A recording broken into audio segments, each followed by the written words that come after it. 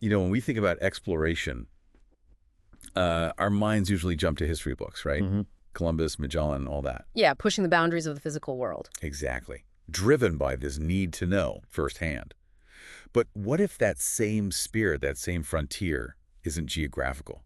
What if it's like an ocean of energy available to us right now? An inner frontier. Yes.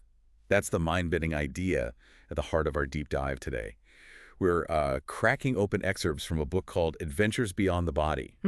It's this remarkable story of someone who wasn't looking for any of this, a total skeptic, really, who just stumbled into experiences that basically shattered his reality. Right, and then dedicated himself to figuring it out, becoming an explorer of, well, whatever lies beyond the physical. So our mission here is to journey through his experiences, try to understand the techniques he developed, and explore what it all might reveal about consciousness, reality, maybe even our own potential. And really help you unpack what's most important in this material for you. Okay, so let's set the stage. Where was the author starting from mentally?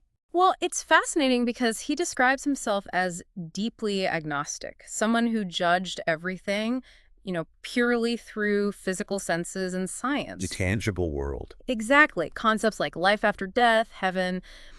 He saw those as just human hopes, comforting fictions. He figured if anything truly mysterious existed, science would know about it already.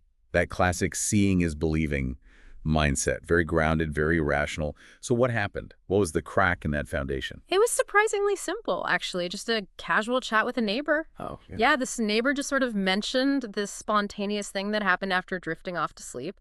Found himself suddenly floating above his body. Oh. Fully conscious, terrified. Described the shock, the fear, and then instantly snapping back. And he was adamant, absolutely adamant, it wasn't a dream. Just hearing that from someone you trust, that must plant a seed. It did. It was the very first thing that challenged the author's firm convictions. But then, of course, he had his own experience. Right. June 1972. Take us there. What led up to it? He talks about these intense physical sensations first. Dizziness and this really strange numbness spreading through his body.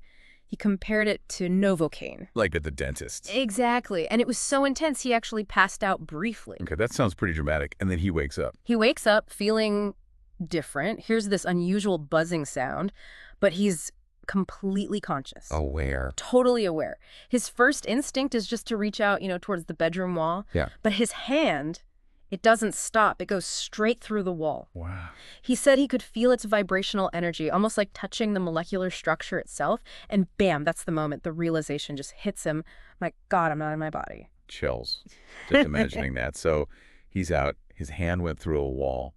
What did he feel like? Solid, ghostly. That's the weird part. His non-physical hand, the one that passed through the wall, felt completely solid to him, but the physical stuff in the room, the wall, the furniture, looked hazy, like dense vapor or maybe three-dimensional mirages. But he felt incredibly solid and real. And he describes moving effortlessly, just gliding to the foot of his bed. And then, did he look back? He did. And he said it was startling. He looked down at the bed and just saw a large lump. His physical body, sleeping, facing the wall. Seeing that must really hit home, huh? The separation. Absolutely. No denying it then. Okay. So he's there, looking at his physical self. What next? What happens in this first unbelievable trip? He focuses his attention on the opposite wall. And as he does, he says it slowly just faded away. Dissolved. Yeah, revealing this wide green field. From his bedroom to a field. Just like that.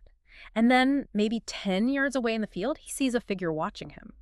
A tall man, dark hair, beard, wearing a purple robe. The figure even smiled slightly. Okay, that's intense. A mysterious figure in a field that just appeared in your bedroom. How did he react? He got scared. The presence of the figure just frightened him. And that fear, that emotion had an immediate effect. Snapped him back. Instantly. He described it as snapping back into his physical body with a jolt. And the numbness, the tingling, it all just faded away. The impact of that first time, it was profound, immediate. There was zero doubt in his mind. He knew it was real, not a dream. His whole self was there. His entire ego awareness, yeah. It basically forced him to reappraise everything. Agnosticism, gone. He knew other worlds exist. He knew his physical body was just like a temporary vehicle for the real me inside. That's exhilarating, but also terrifying, I imagine. Totally disorienting. He felt like he was in a void because all his familiar ideas about reality just seemed irrelevant all of a sudden. What a massive shift. Yeah. Overnight, but then comes the hard part, right? Trying to tell someone. Exactly. He cautiously mentioned it to a few friends, and they just thought it was too bizarre. Drugs, maybe, mental instability. Yeah, this was 1972.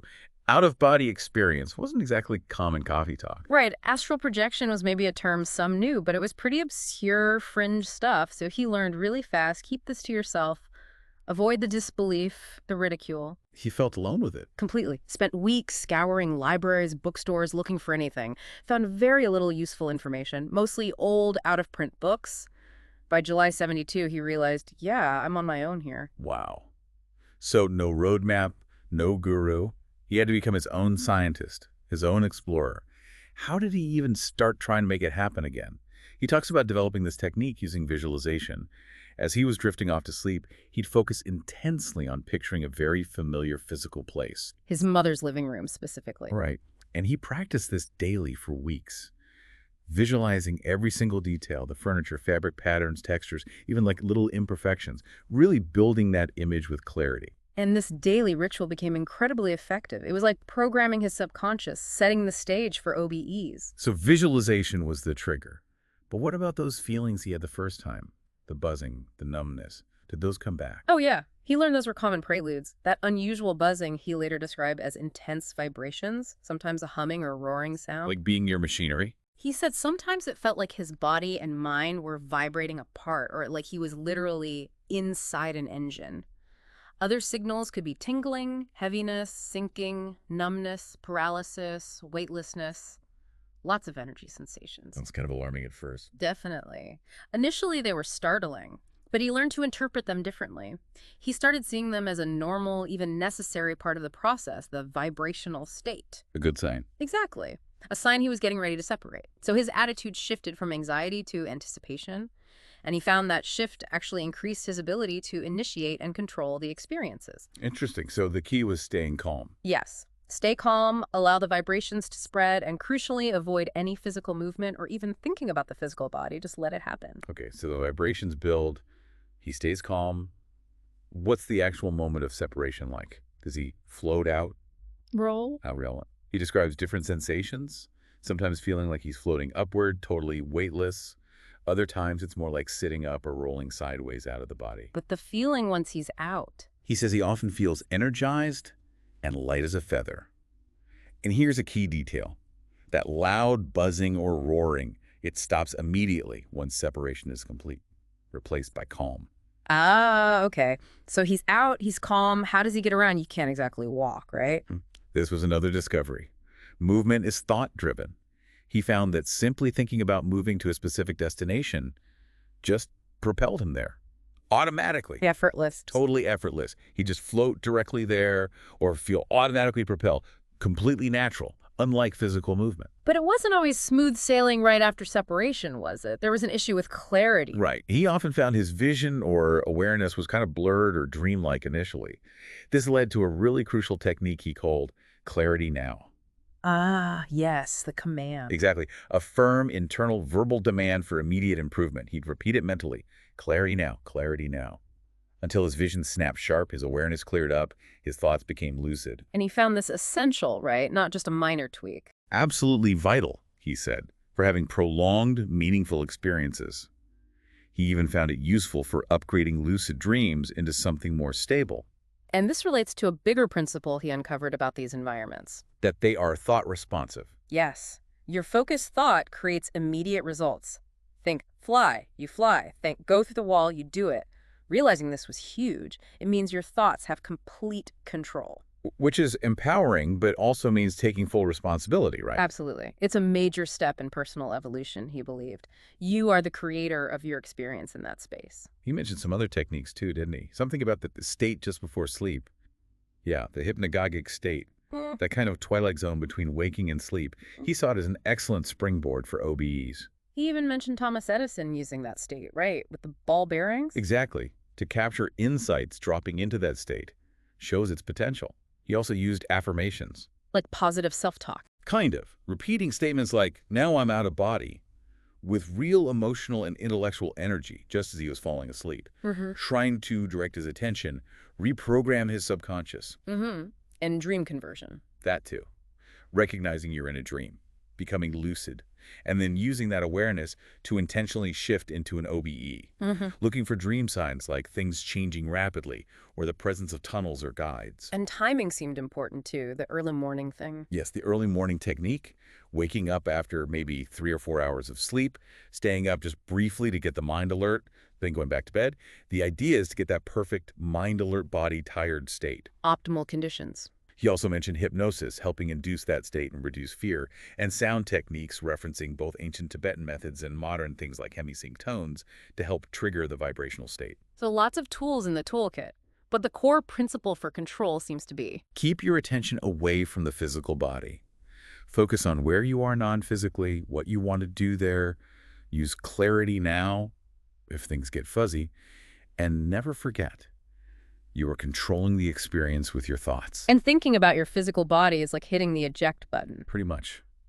Instant return, usually. Okay, so he's got these techniques, he's learning control. What did he actually find out there? What were these non-physical places like? Well, the first environment he usually encountered, he described as a parallel world, really close in energy and frequency to our physical one. So it looks similar. Often, yeah, but kind of distorted, maybe hazy, glowing, objects seeming vaporous.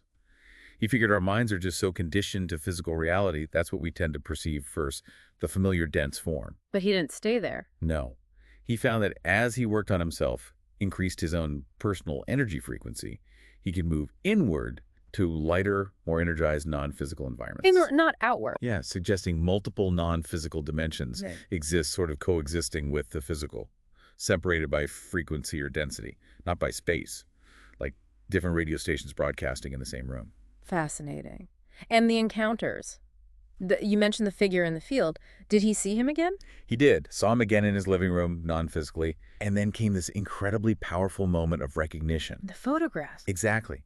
He later found a photo of his deceased uncle as a young man and realized with absolute certainty it was the same person. Wow. For him, that was it. Undeniable proof of life after death. And interestingly, his uncle appeared young and healthy, not overweight like when he died, which suggests the non-physical form reflects self-concept. And the communication wasn't verbal. No, thought images. Yeah. And a really personal detail, the uncle figure called him Willie, a family nickname, confirmed the identity for him. Incredible. Did he encounter other beings? Animals? Yes. A really strange one was seeing his beagle puppy, McGregor, non-physically. Looked totally solid, wagging his tail.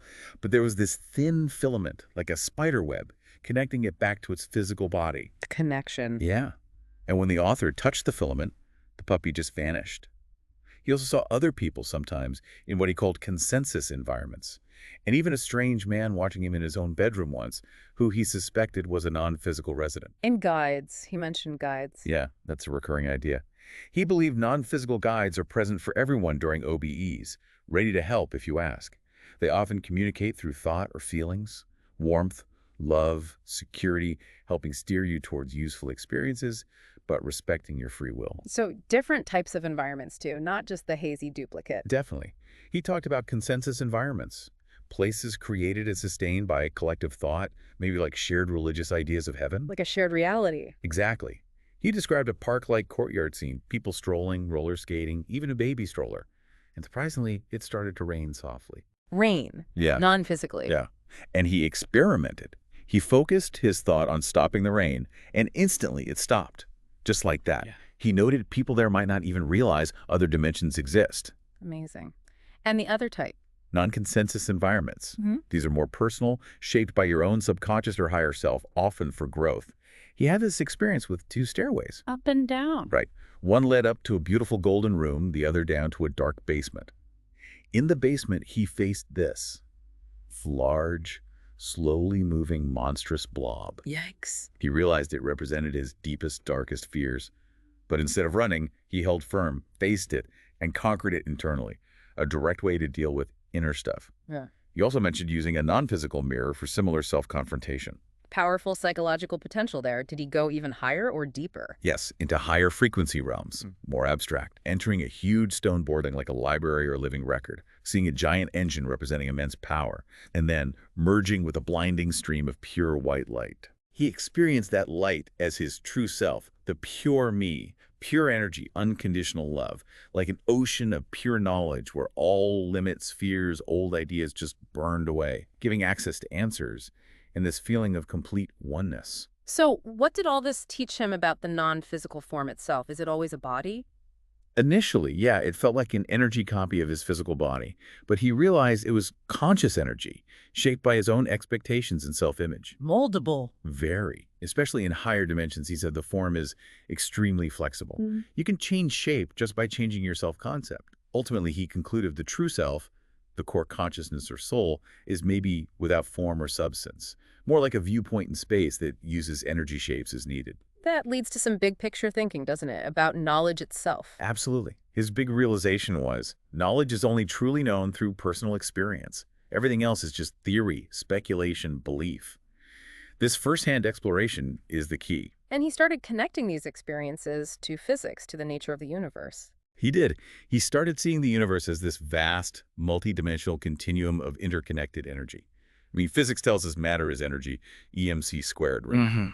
And quantum physics talks about energy being wave-like, particles connected non-locally, Bell's theorem, things like that. So he saw OBEs as evidence for these parallel dimensions. Yeah, dimensions existing simultaneously, separated by frequency or density, not physical distance. The closest one containing energy duplicates of physical things. He saw resonance with theories like the Einstein-Rosen bridge, wormholes. Essentially connecting dimensions? Maybe. And Hugh Everett's many worlds idea, universes splitting off.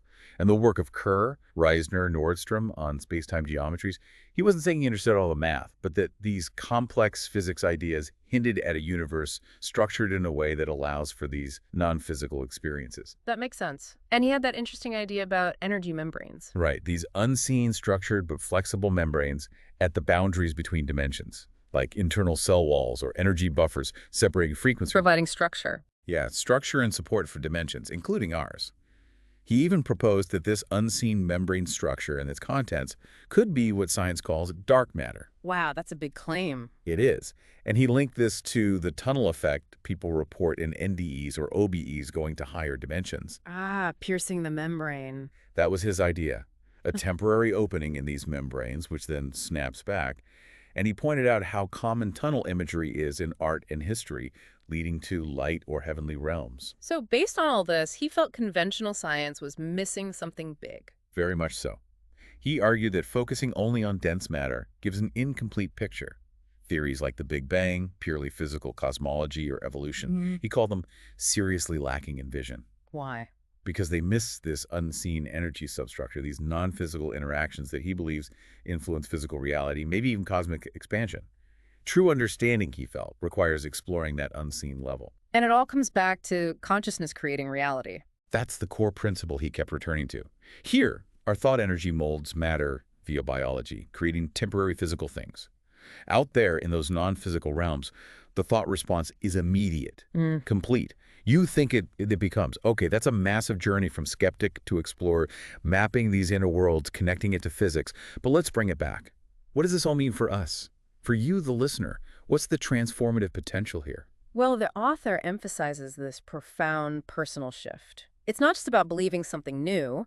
It's moving from maybe skepticism or just belief to actually knowing through your own experience. That direct confirmation. Exactly. The undeniable realization. I am a spiritual being, not just this physical body. He talks about overcoming limitations, physical conditioning, society telling us we're just biological machines, and maybe religious indoctrination that says we can't find truth ourselves. Breaking free from those boxes. Right. And he sees this exploration, OBEs, as a path to accelerated personal development. The cutting edge, he calls it. Why accelerated? Because it potentially allows conscious access to the subconscious mind's vast knowledge. Plus, you're harnessing this inherent ability to explore. It dramatically expands what we think human potential even is. The source lists quite a few benefits. Right? Oh yeah, a whole list. Things like personally verifying immortality for yourself, gaining knowledge really quickly and deeply, getting personal answers to the huge questions. What am I? Why am I here? Do I continue after death?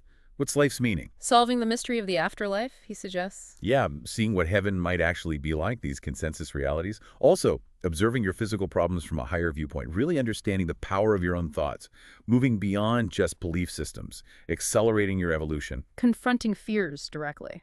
Yes, confronting and removing personal fears, like that blob example. Gaining clearer understanding of life, relationships, the world, experiencing the incredible beauty of this bigger, multidimensional universe. Realizing your own unlimited potential. Understanding why things happen in your life. And, maybe very appealingly, just experiencing absolute freedom of movement. That anecdote about the wheelchair user. It's so powerful, isn't it? Having an OBE, feeling that wonderful freedom, floating, moving effortlessly, and just regretting not learning about it sooner, it really underscores that physical limits aren't the limits of the self. And the potential for healing. Psychological change. He suggests it could be incredibly rapid. Instead of maybe years of therapy talking about issues, OBEs might let you confront the underlying energy cause of fears or psychological blocks directly. Like dealing with the source code, not just the symptom. Exactly. He even mentions a technique for directing universal energy while out of body for healing, based on the idea that physical illness often links back to unseen energy imbalances. So this isn't just personal curiosity then. He frames it as something bigger. He does. An evolutionary step. For individuals, and maybe for our species as a whole, moving from being just an externally focused biological species towards becoming an increasingly multidimensional species. And the key takeaway is, this isn't just for him or for special people. Absolutely not. Yeah. His ultimate point is that this frontier, this potential, is available to you. It takes an open mind, sure, curiosity, practice, definitely, but it's a choice anyone can make to shift from just being an observer of these ideas to becoming an active explorer of your own consciousness, your own inner space, and this larger reality he describes. So we've taken this deep dive into these excerpts from Adventures Beyond the Body. We followed the author's path from, complete skepticism to becoming this deliberate explorer. We've touched on that shocking first experience, the very practical techniques he figured out, the incredible, sometimes weird, sometimes beautiful landscapes of the non-physical he explored. The encounters with beings, including his uncle. Right. And how he tries to connect it all to our understanding of physics, reality, and ultimately the huge potential this holds for our own growth, our own understanding. And through it all, that core message from the source really resonates, doesn't it? Experience is the only way to truly know. Yeah. The answers we seek about life's biggest mysteries, they aren't locked away somewhere. They're waiting to be discovered right here, just by expanding our vision, our awareness, beyond the purely physical. So if you consider the possibility, like the source suggests, that maybe life is an interactive school, a sort of training ground for souls. And the whole point is experience. Experience for yourself. And if you possess this inherent ability, this potential, to explore beyond physical limits, to gain that direct knowledge, unlock that potential, well, what are you waiting for? What can you lose? What can you possibly lose by expanding your vision, your understanding, beyond the limits of matter? According to these pages, the ultimate adventure is waiting, and you have nothing to lose but your limits.